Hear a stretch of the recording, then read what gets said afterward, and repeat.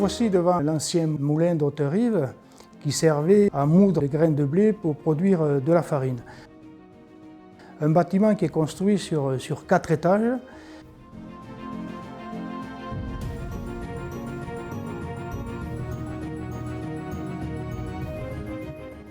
Nous nous trouvons au premier étage de la minoterie, où vous voyez à côté de vous, sur la partie gauche, toute la partie cylindre, où était écrasé le grain de blé. Principalement, nous écrasions 2 sortes de grains, du blé tendre et du blé dur. Le blé dur qui servait uniquement pour récupérer la semoule, et le blé tendre qui servait pour la boulangerie et la pâtisserie.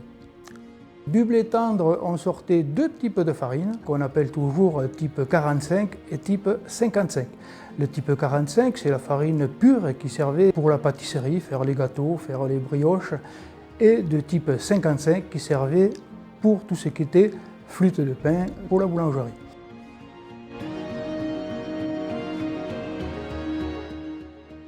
Nous voici au 2e étage où sur la partie droite vous pouvez voir des appareils à brossage du grain, puisque la minoterie avait une spécificité de laver le grain de blé qui n'existe pratiquement plus aujourd'hui.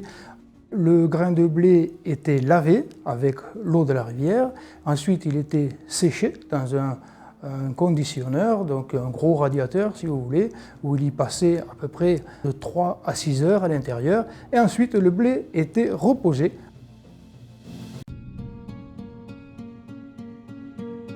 Nous nous trouvons au 3e étage, sur la partie gauche vous voyez des appareils qui s'appellent des sasseurs.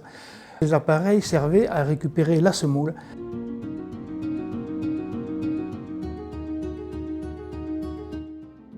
Donc nous nous trouvons au 4e et dernier étage de la minoterie. Vous voyez devant vous des grands appareils qui tournaient sur eux-mêmes. Ce sont des tamiseurs, on appelle ça des planchistères, qui servaient donc à tamiser le produit et donc prêt à l'ensachage.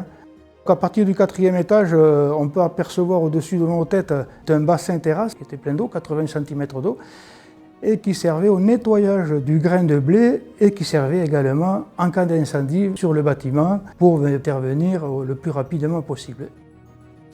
Bonjour, je m'appelle Lys. Si vous voulez revoir le film, allez sur la chaîne YouTube de CECF, TV CECF. À bientôt!